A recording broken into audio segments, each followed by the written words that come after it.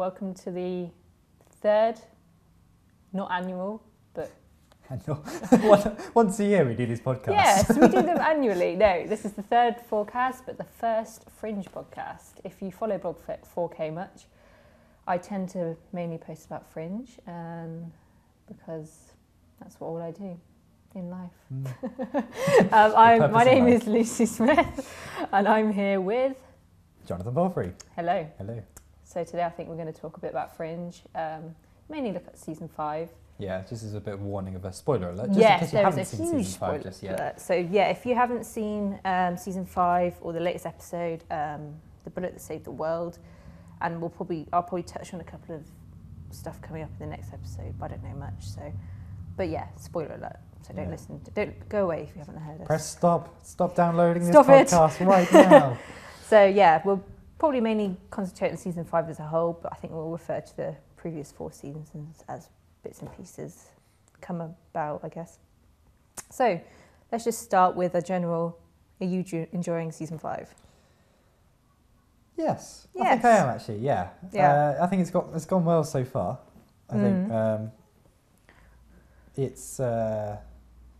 it has purpose, the episodes, which is good. Sometimes in previous series of Fringe, because they have the filler episodes, because they're so long, sometimes you'd be like, what was the point? Particularly last series. Yeah, I think with the it's a sort of obviously a curse being the last season and all, but it's also a sort of bit of a blessing in disguise, really, being only 13 episodes. You know, the writers have got to get straight to the point. In some ways, I think maybe all American TV series need to learn from that. I think you can think all the short, like Game of Thrones. It doesn't. If Game of Thrones was 20 episodes long, I bet it wouldn't be as good. No, yeah, I think obviously Game of Thrones is based on a book, which is obviously a richer, intenser world, but it does obviously, like I say, get straight to the point, which Fringe is doing. So let's talk about the last episode, The Bullet Saved the World, and let's go straight in with the big spoiler. So if you still haven't turned off, why are you still here? Because I'm going to spoil it with Etta's death. So what did you think about it? Was it a surprise? Did you like the scene, how it was handled? What do you think? I didn't see it coming. I didn't either. That's the best bit about it, I guess. I'm so glad I avoided that spoiler. They've done well to not make it obvious that it was coming. If anything, I thought maybe Olivia was going to go. Just because she's got less and less important. It seems like she's got less and less important over the last series, and then particularly this series. But you say that, I honestly think all the characters have sort of gone on the bit of the back burner because excuse the phrase, but the events that are going on are not so much as on the fringe anymore. They're sort of, this is a huge global dystopian apocalypse thing they're dealing with. Before with the Fringe episodes, it was all secret, run by the FBI. It was all sort of in the background. But yeah, go back to the deaths. I think Olivia could have been a possibility, but I don't think people would have liked that. I wouldn't have liked that. No. She's the main character for us all. But I do agree she has had a bit of a less... if they had killed her off, everyone would have been like, what the hell? So seriously. But I think... I'm still surprised that they decided to kill her off, though. But in hindsight, I'm not surprised because it's Fringe. They like to throw us for a looping, and Georgina Haigh, who played Etta, was only listed as a guest star, not as a series regular, that's interesting. Which I knew ahead of, so I kind of didn't put the 2 and 2 together. Okay, yeah, well, yeah, because I mean, she. It almost felt like she was going to take over from Olivia's position. That's what that's how when you first met her in the last series, you think, oh, okay, she's the replacement because it's her daughter, makes sense. But then it obviously kind of reveals that it's not quite that case. And then it was a nice surprise. It was nothing too like, oh god, now the program's ruined or anything. No, which if they killed off Walter, it'd be terrible. Oh god, don't say that. Don't watch another episode. I do think they kind of. I liked Etta as a character. I thought Georgina Haigh played her was fantastic casting. I mean, it was literally like a clone of Anna. It was a bit weird, actually. That was scary how good she is. Did she look like a younger version? I do think they missed a little bit on... They sort of touched it on the second episode in Absentia, with the whole her being like completely hardened by what happened to her. This sort of... She's a product of her environment. She is like a ruthless, she gets the job done, and then Olivia's obviously in opposite of that. So they didn't really get to explore that much. No, yeah. Which I think is a shame. Yeah, that is actually, the one shame is that could have easily gone on for a few episodes where maybe she was getting more and more extreme, or maybe where she was learning more and more. Yeah, I think maybe it's just because it's the shortness of the season. They kind of had to. But then also, I mean, I don't know to jump ahead too much, but when they went in to get the map or the next instructions for the saving the world kind of thing, and they used that spray stuff that then the gas canisters that what was the name of the stuff again? I can't remember what it's called, but it was that mutation thing which made them. That was from an episode back in season 2, I think it was. But I mean, that's quite brutal. That was for them to be doing that, and you start asking moral questions like, how good are they really? Yeah. Which maybe is something they'll bring up, but almost like, you know, compared to the previous episode where Olivia was like, oh, you can't do that, that's wrong, and then here they are. Okay, they're loyalists, and yes, you could argue that it's the same as Army or any war or anything like that, but you know. I think it's the whole sort of where's the line, isn't it? Yeah. You know, obviously the observers are kind of a bit evil, but you got to kind of draw the line at some point, or you're kind of blurring what's good and evil. But yeah, no, I think they made the right choice though. Yeah. There with her, it'd be interesting to see where it goes now. I thought the scene, the actual scene where like that evil observer, who's called Windmark, by the way, had her sort of pinned up against the wall, and she was like, instead of blocking him, she just sort of let go almost, and you saw shots of really nice editing of her as a baby with Peter. Yeah, that was cool. I thought that was really nicely done and really well acted on Haig's part. I thought it was just, I really thought, no, it can't happen. It's not going to happen. Olivia's going to come and save the day, and then obviously she didn't. And it was sad, and I thought it was sad for Peter and Olivia mainly, because what Fringe does fantastically, and I think we're going to touch on this in a sec, is not necessarily the deaths themselves, but the sort of the aftermath, the effect of these deaths. So if we look back at some big character deaths, we've got Charlie, season 2. Yeah. John Scott, season 1, that was a big one, and not so big, but still quite a shock. It's the same as Etta with Lincoln Lee in the alt world. You know, these deaths were big, quite important characters, and they were very important to the story. They weren't deaths for death's sake. So I think what they're going to do with Etta, and with hints of the sort of trailer for next episode, I think Etta's going to become a bit of a resistance figure, sort of a martyr. Yeah, true.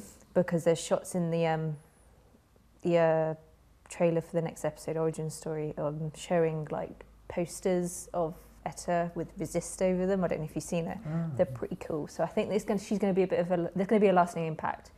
And obviously Olivia and Peter are obviously going to have a bit of trouble with that.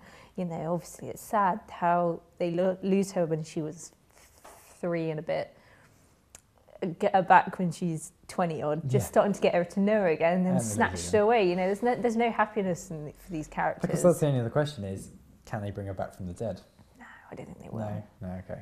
She has an antimatter bomb, man. She's just like atoms floating around now. Yeah, well, not even that. Oh, yeah, antimatter. Yeah, okay. That's a pretty deathly way to go. Yeah, I think maybe they couldn't even like do the 6-hour thing and go in the tank, which I'd like to see the tank again. Yeah. I love the tank. I just love the scenes back in season 1, which I recently rewatched. But of course, that antimatter thing, did that go anywhere, or it just destroys everything into nothingness? Yeah, it sort of just kind of black holes it, didn't it? Because, I mean, will this create a link to the other universe again? That's the question. Because as soon as that happened, I thought, oh, is that now just... Maybe, see, she could still be alive, but in the alt universe... We're just holding on to hope here, people. And then Old Olivia comes along. Old Olivia. Yeah, comes along, and she's like, oh, who's this? It's my daughter from the other side. My daughter, but not quite. Or Henry's brother. Henry doesn't exist anymore. But maybe he does now, because like times has gone back and forth so many times. I'm sure it's pretty confused, and maybe it will re-exist again. Well, talking about the Altverse. If you notice, when we went into Walter's like knick-knack store, you saw the screen of the Altverse, and then maybe that is a little hint to the writers thinking bring them back, even if it's just for an episode. I think the bit where it's amazing. That's one thing actually amazing. Everyone always talks about the alt characters as if they are real people, but at the end of the day, they're the same people that we're watching. They are separate actors. But yeah, we see them. It's amazing. Everyone sees them as separate actors, because I mean, that's probably the best thing about the whole alt universe, is how well acted it is. And they are similar, but at the same time, they seem different. Yeah. But it's all by the same I actors. often found myself forgetting, especially with Bolivia and Olivia, that they're different people. They're the same person. You think oh, maybe they're sisters or something. Yeah, and you it's like just one you of kind them of and you don't just. quite like the other. It's just not so obvious. It's just so well done, the old. Yeah, when you think about it, you go, oh yeah, actually the same person. So it makes no difference whatsoever. But in terms of that, I think they made it as a bit of a red herring for this episode, because I think everyone probably would have thought, oh yeah, at the end of this episode something's going to happen with that. But I think they probably will save it for. Well, I think a lot of fans through Twitter and Comic-Con and stuff were very vocal with saying we want Altverse at least for a little bit. We want to see all these characters again. We want to see what Lincoln leads up to. And I think it's kind of impressive how a completely new universe in season 3 was introduced and embraced so wholeheartedly by the fans. And I was at first, you kind of hated the Altverse because they were evil, obviously. For the first 3 seasons, they are evil. But now looking back, you're like, oh, I love them. It's just ironic how it's turned out that way. That's good. I mean, that shows good making, isn't it? Of the story, very clever, the scripting and everything. It's due to the fact that they embraced it so well, because it was so easy for them to just do 2 or 3 episodes in the Altverse. But in season 3, every other episode was in the Altverse, and you got to know these characters as not these evil, weird clones, but as people. So it was a great way to do it. Let's go back to some blah blah blah blah. What I got my notes. What about that? So with season 5, obviously Ed is dead. Yeah. Sad. We now have the Fringe team. You know, all of these 4 trying to stop the Observers. Where do you think it's going to go now? We have still got 9 episodes left. 9 episodes. I think ultimately it's going to save the day, aren't they? I think that's. I don't know. I had a feeling I thought they would. I thought we'd have a happy ending, nice wrapped up with a bow. But now they killed off Etta. I'm sort of not that confident in that. I don't know. Or it'll end somewhere like halfway through a massive conflict or something. Like it'll end into some sort of war. The thing is, I think we're missing at the moment is there's still just this. They are basically a small pocket of rebels. They're nowhere near. They're not instilling hope in people. Yeah, it's not like they've got a following of hundreds of thousands of people. They're not. That's what you almost need to be first before I can see them really.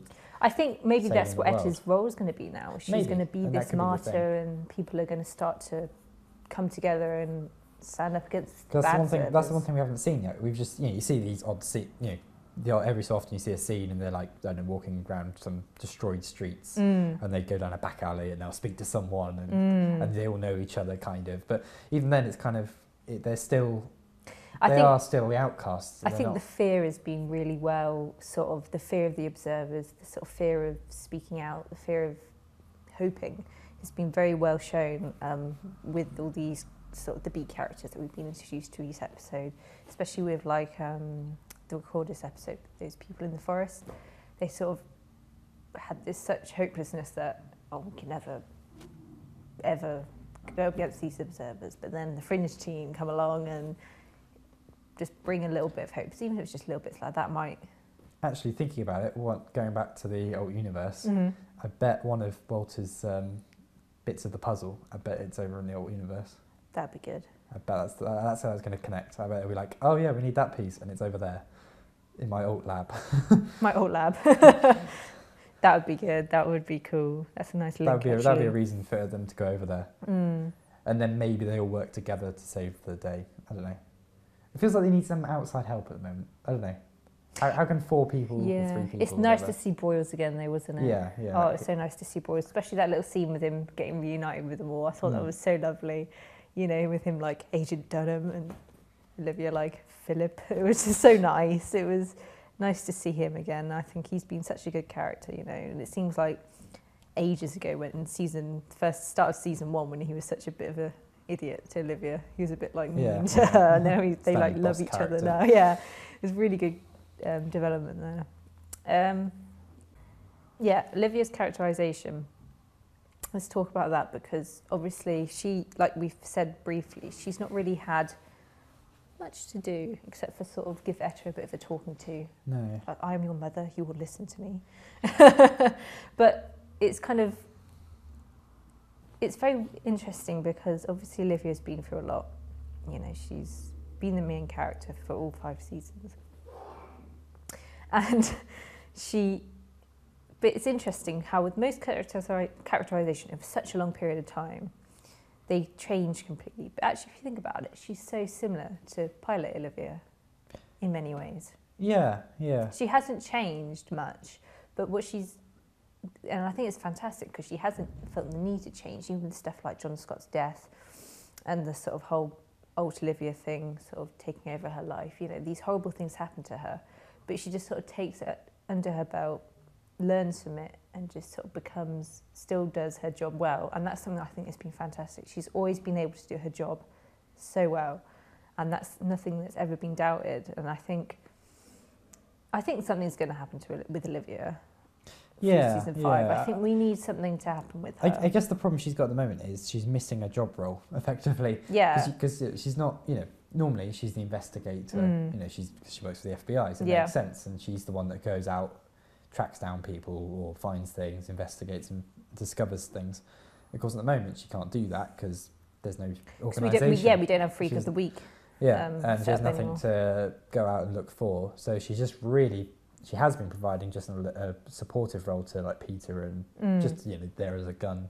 Yeah. And things like that, there as a driver and things like that, and then the odd conversation. And arguably Walter's been doing most of the Walter has been the sort of driving force of the Fringe team, because the Fringe team is not just Olivia Dunham, it is all of them. Yeah. Because they're like this sort of legendary team. But it'd be interesting to see if they bring her back into being a bit more important role, like how it was in earlier seasons where she, it was down to her to save the day because she's the one that had the mental power. Like that would make a lot of sense to come back.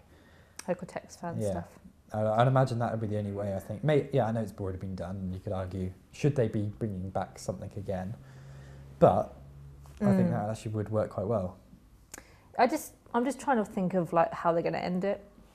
Yeah. Because it would be kind of nice. Did you ever see the ending of ER? No. Obviously, that was a seasons long show, and it was a really nice ending because they sort of have this end episode. And I can't remember what happened, but then the very last scene was literally all the characters waiting for a big ambulance, loads of ambulances to come with this huge accident, and them just all getting ready, and the job carries on. And I thought that was really nice. And then compare it to something like Lost, which is sort of a huge final ending, huge dramatic thing, going into the light sort of thing. Another spoiler alert. Sorry if you haven't seen all of these TV series. This is a big spoiler of everything. You just now... There's no point watching Last Story now. No, really. I just spoiled it. But I'm sort of wondering if they're going to do that whole sort of a huge final thing, maybe something horrible happening, like Olivia actually dying this time, or them just sort of stopping the observers and then going back to Fringe Division and just carrying on. Or I just can't see how they're going to wrap up such a multi-layered story in the next 9 episodes. Yeah, you gotta think something's got to happen pretty soon in terms of they've got to go on the attack almost. I think at the moment it looks like they're just getting destroyed by the observers. I mean, they are. They keep finding little bits of maps and things like that, but it's not enough. It's not leading us to anything. It's not like the big machine. Yeah, I can say that machine. How they had a part, they had another part, then they had the actual design. Yeah. So they knew where we were going, and it was growing as the season went on. What did the machine do again? Oh yeah, it bridged. Yeah. No, it did bridge the universe. Gap via. Yeah, Peter. But of course, that was in the future that happened. Because we had that future episode, didn't we? Oh yeah, when he goes, he went to everything was being destroyed. He went to like 2025, didn't he? And in that many ways, that was a very similar world. It wasn't obviously an observer-led world, but it still had. Do you remember the titles with all the different words come up? It had like water, hope, and stuff like that coming up. I can't remember what it was, but it was sort of a similar bleak future. So there could be a connection there. Because that was the war between the Altverse and this verse. That was why the world was like that. But obviously this one's a bit more Blade Runner, a bit more, evil Nazis or something like that. But yeah, the costumes.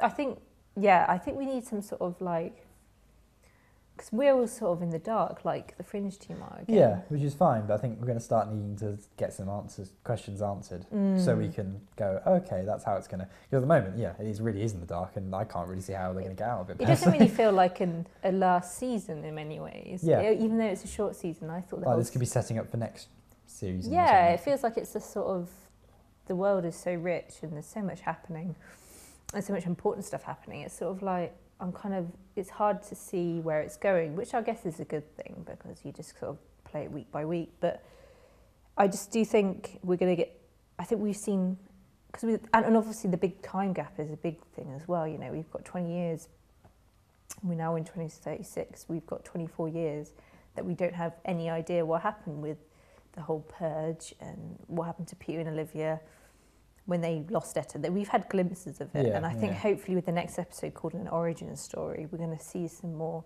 of that, because I think that's an important characterisation bit, to see what led to the breakdown of Peter and Olivia. We've seen bits and they've talked about it, but I'd like to actually see it.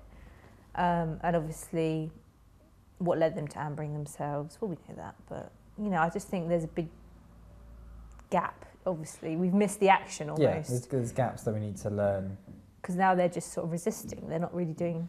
Yeah, they're getting day by day, they're surviving. Yeah, that's all it is. They're collecting their bits and pieces that they need, but we still haven't looked at any of all those bits and pieces. I know we just got some crystals, we got a map. Yeah. And some Greek. Yeah, so like if we looked at all of that and go, okay, great, we've got some unknown language, got this, and this. So I guess there's going to need to be some sort of something to explain it all together. Yeah. Maybe that'll be the alt universe. Maybe that'll be like something like Bell, perhaps. Possibly, or that storyline. The thing with Fringe, isn't it? No storyline's ever over. No. So you wouldn't say, oh, they've already done that to death, so why would they bother? Because you know, you never know. There could be something in series 1. You never know. John Scott might come back. Yeah, he could be the saviour. That John would Scott. be awesome. That would be right. I don't know if they would. If there's some clever way of getting them back in a kind of like. Because he was a big, important thing for half the season 1. Oh yeah. That led on the, you know, with Olivia going into the tank a couple of times. If he with knew her something, getting... perhaps back then, about the observers that he kept from Broyles. Ooh. That reveals a lot of the information. I wonder if Nina's going to have anything important. Yeah, I think she's coming back. I'm not sure what episode she's coming back. She's coming back. Because at the moment we've just kind of focused on the September, who's given all this information how to defeat. Yeah. That's all we know. That's what Walter keeps saying is, "Oh, yeah, September told me this. September must have tried to make me forget this. Whatever." But it'd be interesting to see if there was someone else involved, especially someone he didn't expect. Charlie. Oh God. You could randomly. Let's talk about Charlie's death, because that really upset me. It was so. Yeah, it felt so random. He got killed by the shapeshifter. Oh yeah, that was kind of random. Like first episode, and then he was like pretending to be Charlie, and then him and Olivia had this huge fight in an alleyway, and she shot him between the eyes, and then she's like, "Oh my God, I just shot my best mate," even though it wasn't. And then she sort of breaks down a couple of episodes later and visits his grave. That was really nice, though. That's a nice bit of characterisation for Olivia, just to. Yeah, that was a strange one, that one with Charlie. I really liked Charlie as a character, because he was always like Olivia's mate. He always got her back and everything. Yeah, it wasn't about the love interest like with Peter. Oh no, it was nothing like that. They were just good mates. Yeah, and that made it kind of nice to. It was nice to see him in season 3, even though he was old Charlie with spiders in him. Was that ever explained? No, it wasn't. He had some sort of weird illness. That had him. Maybe it's the spiders. Maybe they'll say. The spiders will save the day. They'll come out of his ears and just. A disease of spiders that will kill off all the observers. There you go. What I'd really like to see, and I don't know if they'll do it, is a flash forward to Observer World in 2060, 90, or whatever it was.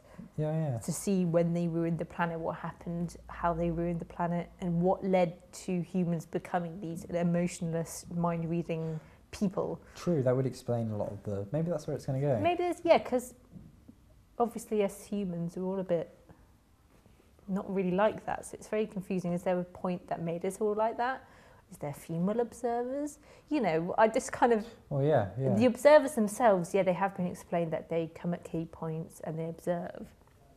But why they're like that, how they're like that, what is there different chemistry? Are they a different type of human? They evolved humans? I just this is the thing. There's a lot to be answered. Yeah, that is actually some big questions. And I hope they answer it. Yeah, because at the end of the day, the observers are still unknown. And they could still be good people in observers like September was. You know, are these all observers the same breed as what September was? Surely they must be, because they can travel through time. So. And why are they still observing, or why are they trying to control the world? That's the other thing. Why have they gone back in time to try and control a new? Because they ruined the planet, I guess. They need, but they could have come back any time or gone forward and seen they'd done it and stopped themselves from doing it. Well, if you see what my point, But it's sort of time travel makes it all a bit. It makes it very. My mind hurt a bit. I mean, the simple thing would have been they would have gone back and they would have not made the mistakes. But from the way it looks like they're making the same mistakes. But maybe that will become part of the reasoning of why they're like the way they are. I like that they have to be like this because this will stop from the eventual doom, perhaps, that if left would happen. Because, you know, there's a lot of big trend at the moment. This is sort of going off point, but it's sort of relevant. Dystopian futures. So it's like all this sort of like apocalypse. Obviously, there was a huge thing for zombie films and weather disaster stuff a few years ago. But now it's all like these subtle disaster films and stuff like Hunger Games, Fringe, obviously. And there's a couple of games coming out. There's one called Last of Us, which is a post-apocalyptic. Watch Dogs, which is dystopian future. There's all these dystopian stuff. It's very much a trend at the moment. I don't know why it's because it's 2012, but it's interesting because I really like how Fringe has done it and the way they've handled it, because it's very much, you can see how many stuff that is, if we go back to episode 2, I think it is, and they go into the market, and it's all like colourful lights, and I had like a Japanese geisha. That is something literally lifted out of Blade Runner, if you've ever seen it. So it's sort of really fantastic to see Fringe tackling something so cinematic and doing it really well. I think that's brilliant. But yeah, I mean, it's ambitious to have to do a different time in history, because of course it's expensive. Simple as that. Especially the future. You try and recreate some sort of future world, and of course suddenly the expense of trying to cover that. But of course they did it quite cleverly by making it possible that but yeah, they have done a good job with the future. I think it's fantastic. The set design, the costumes, the graphics, CGI, you know, everything they've done is just, and on a shoestring budget for a TV show, I think they've handled very well. I'm just sort of really, I feel very in the dark with this, because it doesn't feel like I don't know where it's going to end. Because, you know, for all the other seasons, you know something, you know, season 1, it felt like it was gearing up to something important with the pattern, which obviously ended with Olivia going over there and meeting with William Bell. Season 2, you know, the whole big, them going over there again and introducing Bolivia and stuff. And season 3 with the machine. You know, you always feel like the one huge season plot arc always crops up every so often. So you feel you know what you're doing. But with this, I'm sort of like, what am I doing? Well, you know? 4 got a bit confusing, didn't it, really? That kind of, I guess... It felt like... It was finishing off the season before still, and it wasn't... It was still... Yeah. Oh, well, how do you follow season 3, though? Because that was just perfection in season 3. I mean, 4 was all about, I guess... Peter coming back, I guess, and where's he been for the last... But that's... I felt at points, you know, throughout season 1, 2 and 3, Olivia's been the hero. And I think it's a fantastic feminist point to make her, like, even though there's men all around her, she is the one that gets shit done. Excuse my language. But with season 4, it felt like Olivia was sort of relegated to a love interest for Peter. Yeah. And I thought that was a bit of a spit in the face of her character, to be honest. And I feel it's kind of dragged I think in many ways that's still why... hanging over slightly for the series. I'll probably get killed by a lot of people for saying this, a lot of Fringe fans. That's why I've never been fully invested in the Peter and Olivia relationship. I feel a bit more invested into it now because of Etta, and they've had all this horrible stuff happen to them. But I do invest into it now because it's less sort of love triangle with Olivia and... they're not sitting around every night going, oh my life, why can't we just have a nice life together? Yeah, they're sort of just getting on with it now. But I honestly thought season 4 sort of wasted Olivia's character, because when, you know, I thought, so in season 5 so far, the episodes that have worked really well were the ones that centre around Olivia, which is episode 1 and 2 particularly, because, you know, episode 1 was Olivia coming back from the Amber, meeting Etta. And then episode 2 was Olivia sort of, was it episode 2? Yeah, it was. Episode 2 with her, Olivia and Etta having a bit, you know, Olivia being all evil and Olivia sort of empathising with this guy and teaching her so much. And I think the episodes work well. But when they're not centred around her, I just feel they lose a bit of... You feel like, as a fan, you know all this so much about these characters. So if something happens to Olivia, you think, oh, I know how she's going to react. But when it's not with Olivia, you just feel a bit...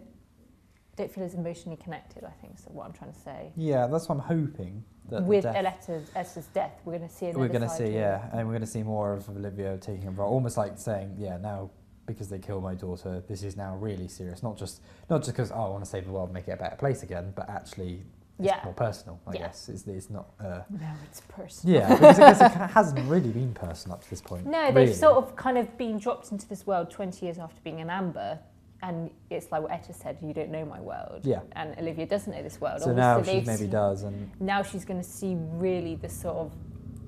She's experienced the sort of desperation and through other people, and then obviously with Etta's death, seen what this war has done to her daughter, all the observers have done, and just sort of in cold blood killing her, because observers would never do that before.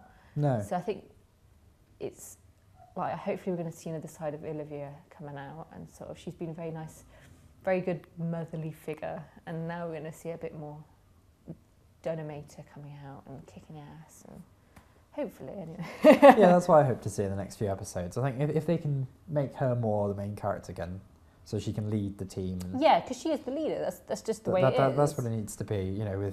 I guess she'd be the main connection to Broyles and stuff. So that would be quite cool if she has to go meet him and yeah. That And kind of stuff. I do think we've been talking a little bit negatively about season 5. I have really enjoyed season 5. Yeah, I have. Yeah, I but think just in terms of Olivia's role in season 5. Yeah, I think it has been a bit, and season 4 as well, like we said. And season 4 particularly, yeah.